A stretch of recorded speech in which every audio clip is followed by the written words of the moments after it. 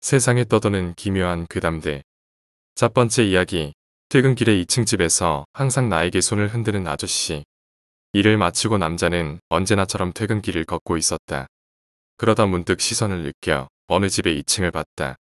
그러자 어떤 아저씨가 창문 쪽에 서서 손을 흔들고 있었다.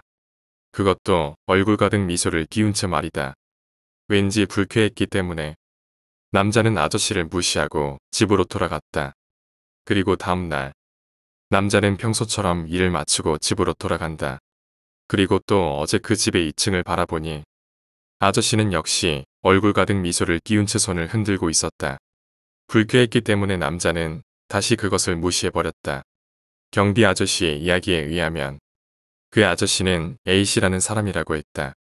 정신병인지 치매인지 어쨌든 정신이 이상해지는 바람에 가족조차 상대해주지 않아 쓸쓸한 나머지 매일 2층에서 지나가는 사람에게 손을 흔들고 있단 모양이다. 그 이야기를 듣자 남자는 어쩐지 아저씨가 조금 불쌍해졌다. 어느 날 남자는 퇴근길에 아저씨를 향해 손을 흔들어줬다. 그러자 아저씨는 격렬하게 손을 흔들었다. 저 아저씨 기뻐하고 있구나 라는 생각이 들었다. 그날 이후로 남자는 그 길을 지날 때마다 아저씨에게 손을 흔들어줬다. 그런 어느 날 남자는 평소처럼 아저씨와 손을 흔들며 인사하고 있었다. 그러자 아저씨는 얼굴 가득 미소를 띄우며 힘차게 손을 흔들었다. 남자도 그런 아저씨의 모습을 보고 기뻐졌다. 머리 위로 손을 크게 흔들어줬다. 그러자 아저씨는 창문을 열고 한박 웃음을 지은 채 이렇게 말했다. 지금 갈 테니까 기다려. 라고 아저씨는 웃음을 품은 채 2층에서 그대로 남자를 향해 다이빙했다. 아저씨는 담벼락 안쪽에 떨어졌다. 둔탁한 소리가 울려 퍼졌다. 즉시 가족이 달려나왔고 남자는 무서워진 나머지 그대로 그 자리에서 도망쳤다. 그날 남자는 아저씨가 어떻게 된 것인지 걱정된 나머지 도저히 잠을 잘 수 없었다. 다음 날 남자는 일을 마치고 퇴근길에 나섰다. 남자는 조금 기분이 나쁜 탓에 평소와는 다른 길로 돌아갈까 생각도 했지만 역시 아저씨가 마음에 걸려 평소 다니던 길로 가기로 했다. 그리고 아저씨의 집을 보고 남자는 아저씨의 장례가 치루어지고 있다는 것을 알았다. 남자는 그 자리에서 합장을 하며 아저씨 도망가 버려서 죄송해요 라고 마음속으로 사죄했다. 그리고 눈물을 글썽이며 아저씨가 언제나 손을 흔들어 주던 방을 올려다봤다. 누군가 있다. 남자는 눈물을 닦고 한 번 더 바라봤다. 그 순간 남자는 등골이 오싹해지는 것을 느꼈다. 죽었을 터인 아저씨가 손을 흔들고 있었다. 그것도 얼굴 가득 미소를 띤 채 말이다.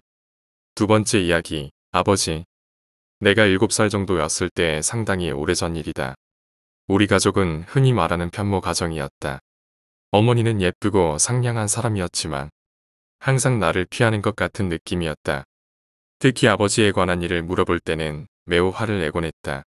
아버지 이야기는 더 이상 꺼내지 말아야겠다고 어린 마음에 그렇게 생각했었다. 2학년으로 올라가던 봄방학 때 혼자 집을 보고 있는데 전화가 한 통 걸려왔다. 전화를 건 사람은 어떤 남자였다. 잠시 베란다로 나와보라고 했다. 당시 우리가 살던 곳은 2층이었다. 베란다로 나가보니 주차장 쪽에서 양복 차림의 아저씨가 손을 흔들고 있었다. 얼굴이 눈에 익었다. 어머니가 조그만 상자 안에 보관하던 사진에 있던 얼굴이었다. 나는 그 사진을 보며 이 사람이 내 아버지가 아닐까 하고 상상하곤 했었다. 그 아저씨는 나를 데리고 드라이브를 나갔다. 이야기를 나눠보니 역시 그 사람은 나의 아버지라고 했다. 굉장히 상냥한 사람이었다. 백화점도 데려가주고 함께 놀아주었다. 어머니는 좀처럼 어딜 데려가주는 사람이 아니어서 그 시간이 더더욱 즐거웠다. 3시간 정도 시간을 보내고 집으로 왔는데 그때까지도 어머니는 돌아오지 않았다. 아버지는 또 놀러 오겠다고 했다. 다음 날도 아버지는 찾아와 주었다. 그날은 어머니도 집에 계셨는데 찾아온 아버지를 보더니 소스라치게 놀라셨다. 나를 옆방에 보내고 둘은 한동안 이야기를 나누다가 결국 일주일간 나를 아버지네 집으로 보내기로 결론이 났다. 어머니는 그 무렵 신경이 매우 날카로웠었고 나에게 신경을 거의 써주지 않았었다. 그에 반해 아버지는 나를 데리고 외출도 해주고 과자도 사주는 상냥한 사람이었다. 나는 아버지와 지내게 된 것이 매우 기뻤다. 바로 여벌의 옷가지와 소지품을 챙겨서 차를 탔다. 아버지는 또 백화점에 나를 데려가 옷과 구두를 사주었다. 아버지가 살고 있는 곳은 산중에 있는 펜션 같은 집이었다. 주변 환경에 어우러져 거의 한 폭의 그림 같았다. 아버지가 취미를 위해 만든 별장이라고 했다. 나는 어쩐지 예술가의 딸이 된 것 같은 기분이 들어서 우쭐해졌다. 집에 도착해서 거의 4~5시간을 아버지에게 안겨서 응석을 부렸다. 아빠가 제일 좋아요. 라고 말을 하며 뽀뽀를 하고 매달려 안겼다. 그날 밤 목욕하기 전 조금 이상한 일이 생겼다. 아버지가 갑자기 사진을 찍자고 하는 것이다. 그 집에는 스튜디오처럼 한쪽 벽에 파란 막을 걸어둔 방이 있었다. 그곳에서 사진을 찍자고 했다. 아버지는 아까 사준 옷으로 갈아입으라고 했다. 굉장히 귀여운 갈색 원피스였다. 그때는 별로 이상하게 생각하지 않았지만 아버지는 갈아입는 과정을 전부 비디오로 촬영했다. 갈아입고 포즈를 취하거나 장난감을 가지고 노는 나의 모습까지도 찍었다. 놀다 지친 내가 길다란 의자에 들어 누워 있는데 아버지가 와서 움직이지 마라고 말했다. 그리고 누워있는 나의 모습을 영상으로 찍기 시작했다. 아무리 어린아이라도 그쯤 되면 이상하다는 것을 느낄 것이다.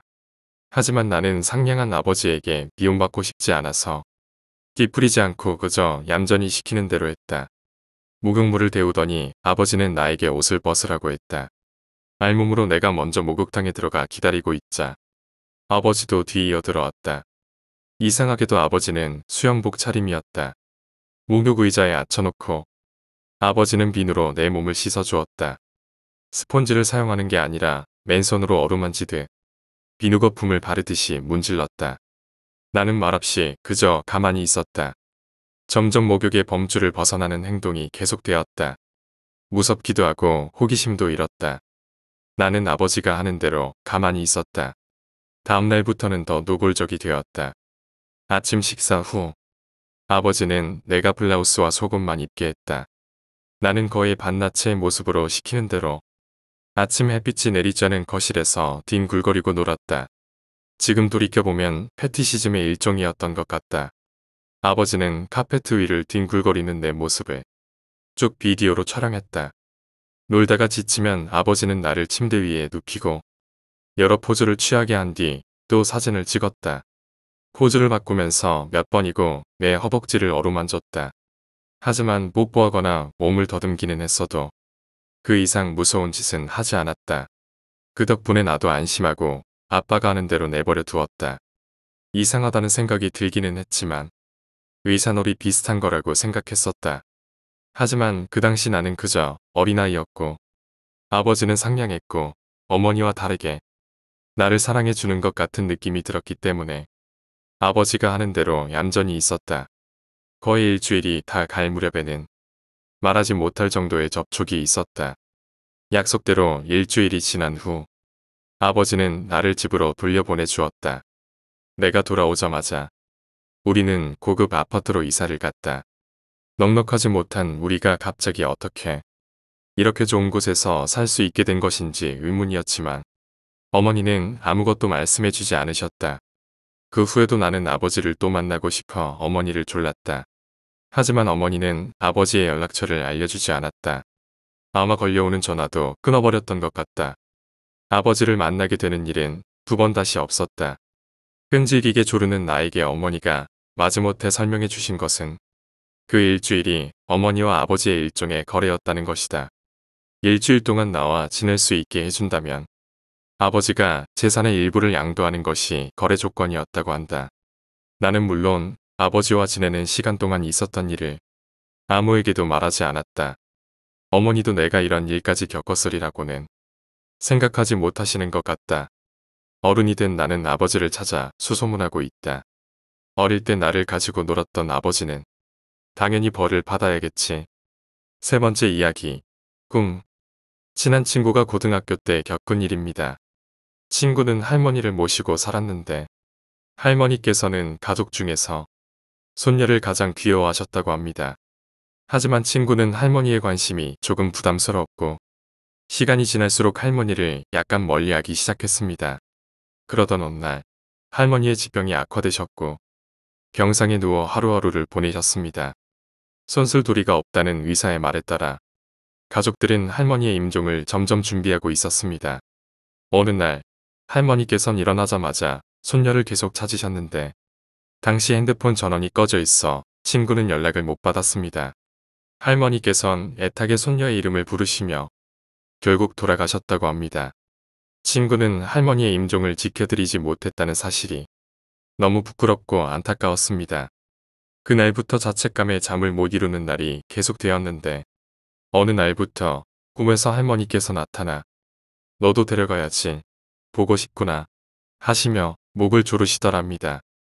처음에는 자책감에 그런 꿈을 꾸나 싶었는데 매일같이 똑같은 꿈을 꾸며 일어나면 목 주변에 모기 졸린 자국이 뚜렷하게 남아있어 친구는 너무 무서워졌다고 합니다. 결국 부모님께 이야기했는데 처음에는 믿지 않으셨다가 친구가 울면서 너무 무서워하자 안방에서 같이 자기로 했습니다. 그리고 그날 밤 친구는 안방에서 부모님과 잤지만 어김없이 할머니께서 나타나 목을 졸랐습니다. 친구의 괴로워하는 소리를 듣고 부모님께서 놀라 황급히 깨워주셨는데 어머니께서 이렇게 말씀하셨다고 합니다. 괜찮니?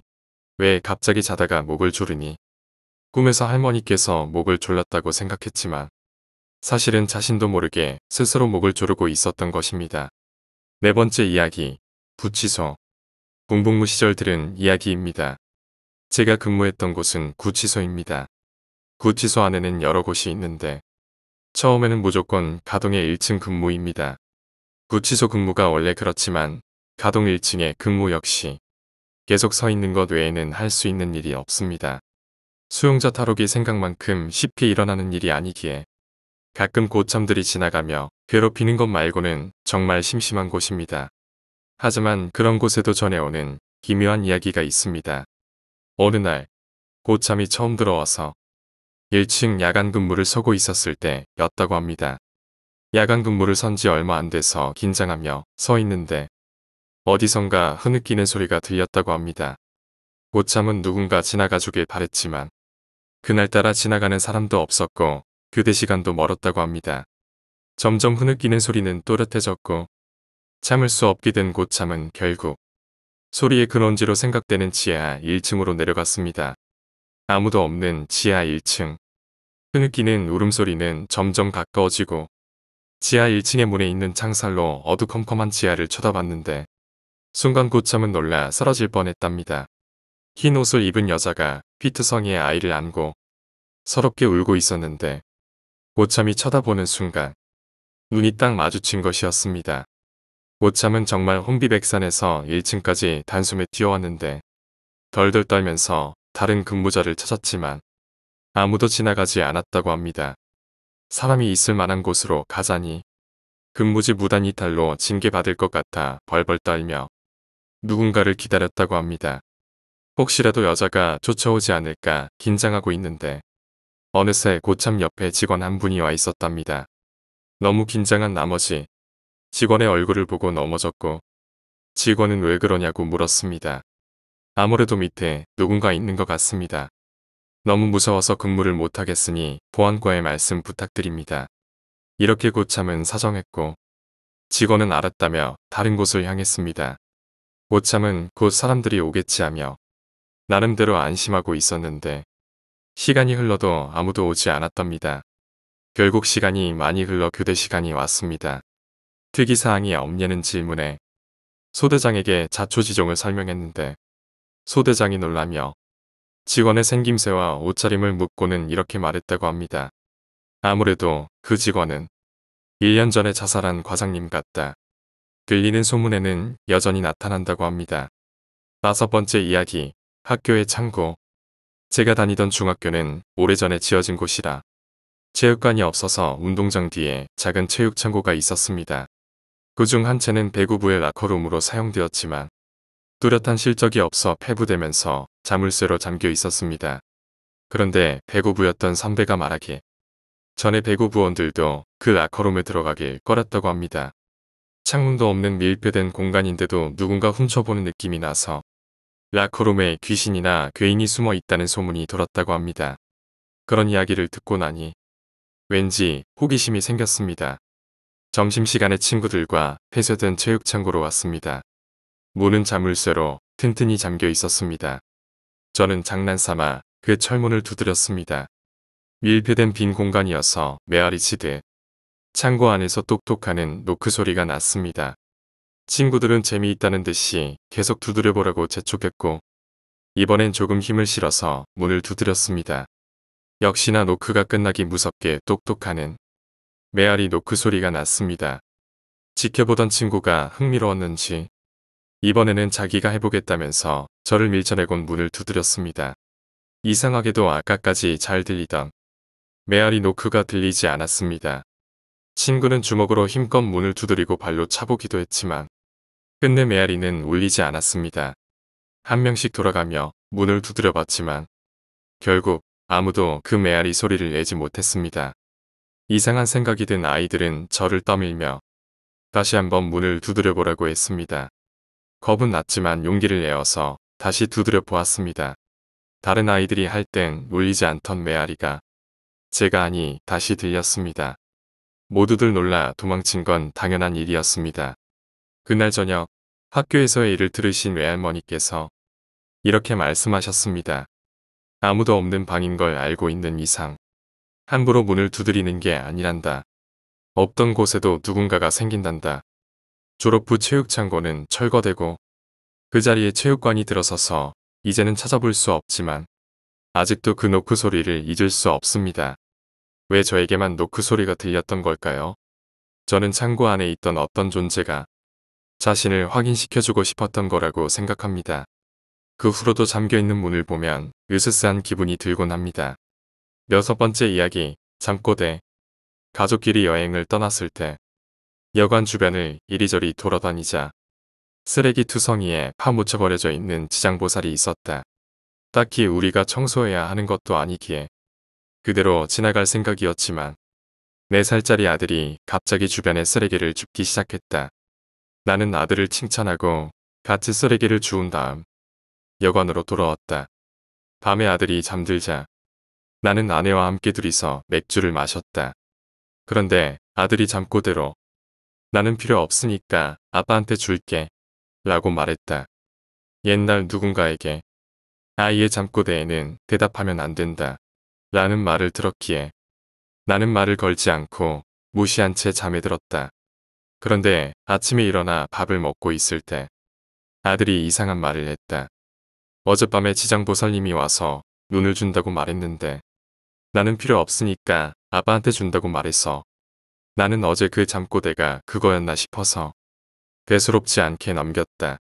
체크아웃을 하고 집에 돌아가기 위해 역에서 버스를 기다리고 있었다. 저 멀리 오는 버스가 있었지만 그 버스에는 검은 안개 같은 것이 휘감겨 있었다. 다음 버스를 기다리려면 시간이 좀 걸렸지만 기분이 나빠서 나는 다음 버스를 타기로 했다.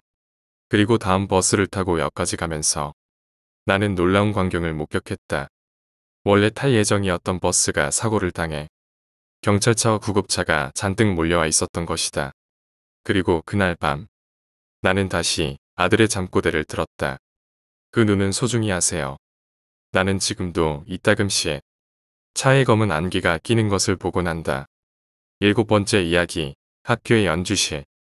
첼로를 전공하는 3학년 선배가 연주실에 악기를 놔두고 와서 방과 후에 가지러 갔다고 합니다.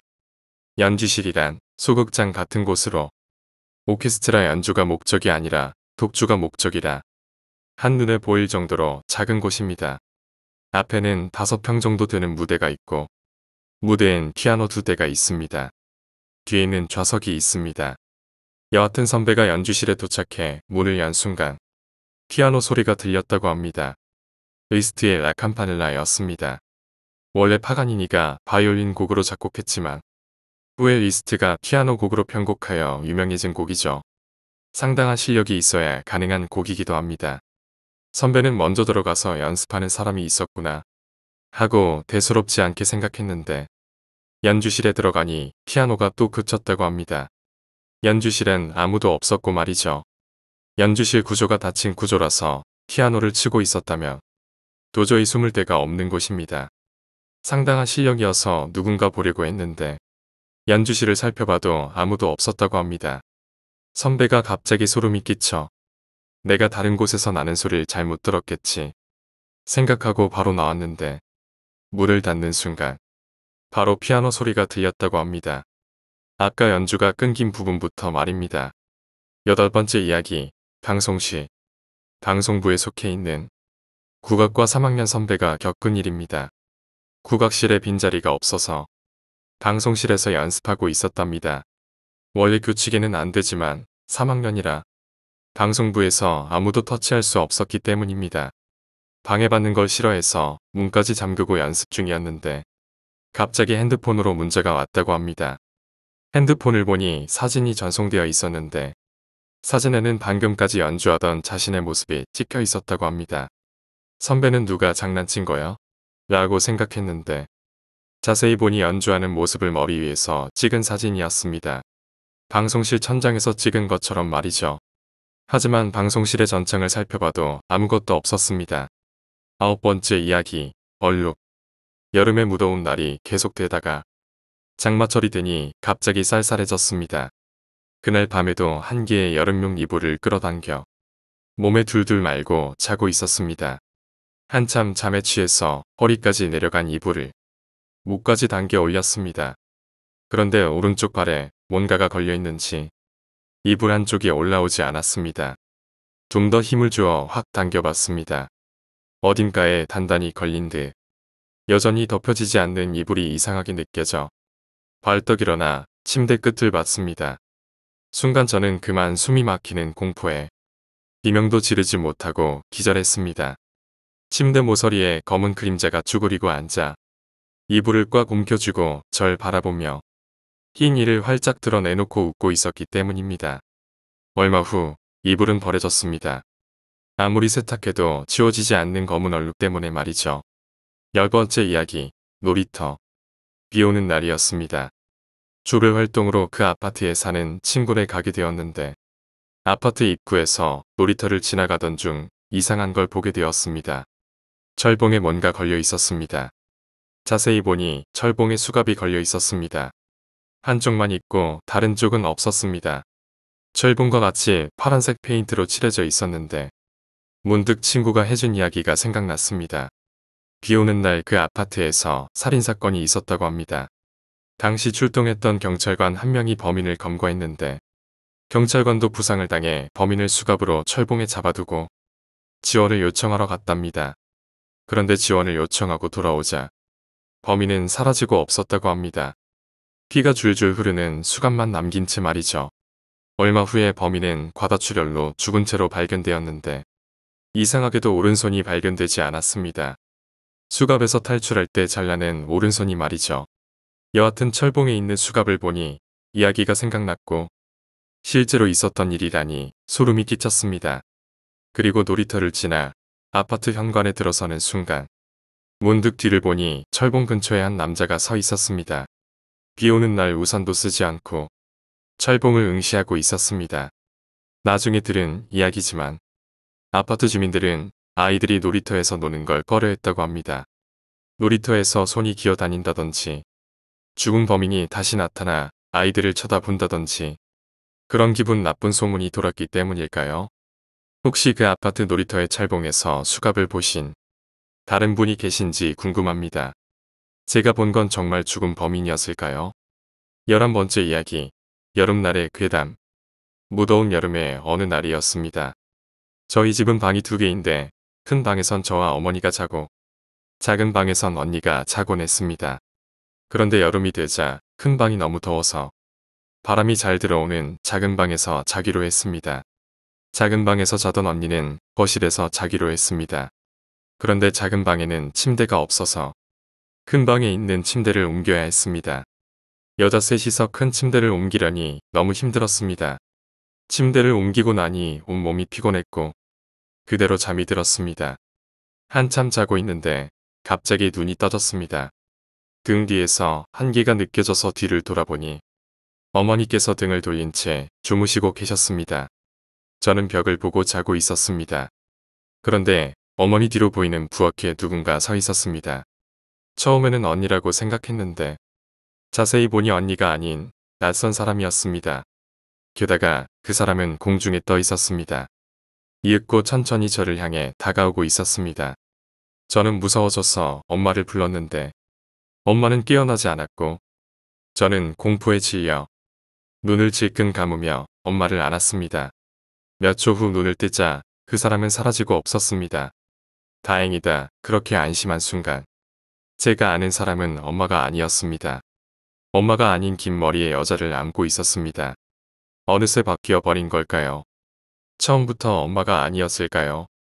그렇게 겁에 질린 채 아무 말도 못하고 있는데 제가 뒤에서 아는 여자가 고개를 돌리기 시작했습니다.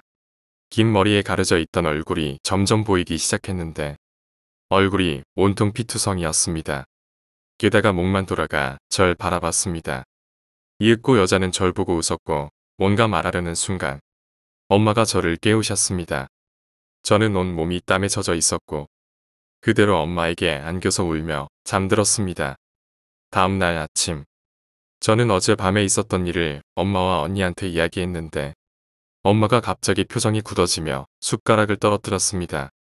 어제 나는 작은 방에서 앉았는데 12번째 이야기 이상한 느낌. 항상 잠이 깊게 들지 않는 체질이라 사소한 반응에도 잠에서 깨곤 하는데 그날은 왠지 발밑에서 이불이 스치는 느낌이 들었습니다. 마치 어머니께서 안 되셔서 구겨진 이불을 퍼주시는 느낌이랄까요. 사락하고 이불이 스치는 소리가 계속 들리더니 이번에는 뭔가 제 목을 스치는 느낌이 들었습니다. 느낌이 마치 사람 손 같았는데 발목을 더듬으며 뭔가 찾는구나 싶더니 빠르게 몸을 훑고 올라와 제 목을 누르기 시작했습니다. 순간 이게 가위라는 생각이 들었고 몸이 허공으로 붕 떠오르는 기분이 들다가 깊은 곳으로 빨려들 듯 떨어지는 느낌이 들었습니다. 그러고는 몸이 움직이질 않았고 순간 머릿속에서 방울소리가 들리며 뭔가 제 몸 위로 지나가기 시작했습니다. 그건 마치 허공에 떠서 흘러가는 강처럼 제 몸에서 약 1m 정도 높이에서 느껴지는 흐름이었습니다. 방울소리는 점점 커져서 마치 제 심장 소리인 것 같은 착각이 들며 몸속을 울렸고 벽과 제 머리에서 발끝을 지나 벽으로 지나가는 그 흐름은 장례 행렬 같았습니다. 앞에선 몇 사람이 이끌고 가운데선 상여인지 가마인지 모를 것들을 들고 가고 그 뒤로는 수많은 행렬이 있었는데 저는 본능적으로 그런 생각이 들었습니다. 들키면 휩쓸린다. 다행인지 불행인지 가위에 눌려서 미동도 할 수 없었고 행렬이 사라진 후에야 몸의 감각이 돌아오며 일어날 수 있었습니다. 일어나자 온몸에서 저릿저릿한 느낌이 들었는데 만약 제 목을 조른 느낌이 귀신이었다면 그 귀신은 저를 지켜주려고 한 걸까요? 13번째 이야기. 트라우마. 20년도 더 전에 있었던 일이다. 남들에게 한 번도 털어놓은 적 없는 개인적인 트라우마지만 누구에게라도 말하지 않으면 정말 미쳐버릴 것만 같아서 말하기로 결심했다. 그때 당시 자동차를 새로 산 지 얼마 되지 않았던 나는 어떻게든 차를 한 번이라도 더 몰 기회를 만들려고 안달이 난 상태였다. 그래서 그날도 좀 멀리 떨어진 현에 위치한 바닷가까지 홀로 장거리 드라이브를 갈 계획을 짰다. 깊은 밤중 몇 시간을 내리 달렸을까. 문득 배가 아파왔다. 주변에 민가 하나 없는 곳이었지만 혹여 자동차가 지나가다가 볼 수도 있으니 샛길을 타고 조금 더 들어간 곳에서 차를 세웠다. 나는 노상에서 대충 보리를 보고 운전하느라 찌뿌둥해진 몸도 불겸해서 산책 삼아 걷기 시작했다. 바닷가로 난 길을 따라 잡초들을 헤치며 한동안 터덜터덜 걸었다. 어디선가 벌레가 우는 소리가 어렴풋이 들려왔다. 잠시 멈춰서서 벌레 울음소리를 감상하는데 그 소리에 어슴풀에 섞여서 사람의 신음소리 같은 것이 들렸다. 설마 야외에서 사랑을 확인하는 커플이라도 있는 건가? 나는 호기심이 생겨 천천히 발소리를 죽이고 소리의 근원지로 살금살금 다가갔다. 풀숲 너머로 언뜻 사람의 형체가 보였다. 몸을 낮추고 좀 더 잘 보이는 위치로 이동하자 한 남자가 여자 위에 올라타서 움직이는 장면이 보였다. 진짜라는 건가? 하지만 보면 볼수록 어딘가 움직임이 이상했다. 관계를 가지는 남녀치고는 뭔가가 부자연스러웠다. 의문이 가득한 눈으로 지켜보던 나는 이윽고 말도 안 되는 사실을 깨달았다. 남자는 손에 식칼을 쥐고 여자의 목을 반복해서 찌르고 있었다. 칼의 움직임에 맞추어 여자의 입에서는 기묘한 소리가 흘러나왔다. 나는 다리에 힘이 풀려 주저앉은 채로 그저 그 장면을 바라보았다. 여자는 손을 휘저으며 저항하려 애썼다. 하지만 허공에 흔들리는 힘이 들어가지 않는 손끝은 저항을 무의미하게 했다. 식칼의 움직임이 반복됨에 따라 여자의 움직임도 점차 멎어갔고 남자는 찌르는 것을 멈추었다. 그 순간 내가 있는 반대편 방향에서 부스럭하며 몇 명의 사람들이 이쪽으로 다가오는 기척이 났다. 도움을 청해야 한다고 생각했다. 내가 자리에서 일어서려던 순간이었다. 끝났어? 라고 말했다. 다가온 그들도 한통속이었다. 나는 일어서려던 움직임을 멈추었다. 하기사 이렇게 인 적이 없는 곳에 타이밍 좋게 지나가는 행인 따위 있을 턱이 없다. 하마터면 큰일 날 뻔했다. 그때 만약 일어나서 도움을 청했더라면 나는 이미 이 세상에 없었을 것이다. 요란하게도 해치웠구만. 옷에 다 튄 건 어쩌려고 그랬어. 확인 사살 안 해도 돼. 아무렇지 않게 주고받는 그들의 섬뜩한 대화 속에는 가벼운 웃음소리마저도 섞여 있었다. 나는 숨소리가 하나라도 들릴까봐 필사적으로 소리를 죽였다. 잠시 후 누군가가 다가오는 기척이 느껴졌다. 슬쩍 고개를 들어 확인하니 그들은 얼추 대여섯 명은 되어 보였다. 뒤늦게 합류한 사람은 영화 속에서나 보던 시체를 담은 까만 비닐백 같은 것을 가지고 왔다. 그들의 대화를 전부 알아듣기는 어려웠지만 언뜻 들리는 내용 속에서 차의 번호판을 언급하거나 차의 외형을 설명하는 것을 미뤄봤을 때 내 차의 이야기를 하는 게 틀림없었다. 그러다 갑자기 그들은 일제히 이야기를 멈추었다. 전원이 말을 멈추고 주변에 귀를 기울이고 있었다. 내 심장은 터질 듯이 뛰었다. 집에 가고 싶었다. 나는 그저 죽은 듯이 웅크렸다. 한참 동안 주변을 살피던 그들은 주섬주섬 시체를 수습하더니 가지고 온 검정백 속에 넣었다.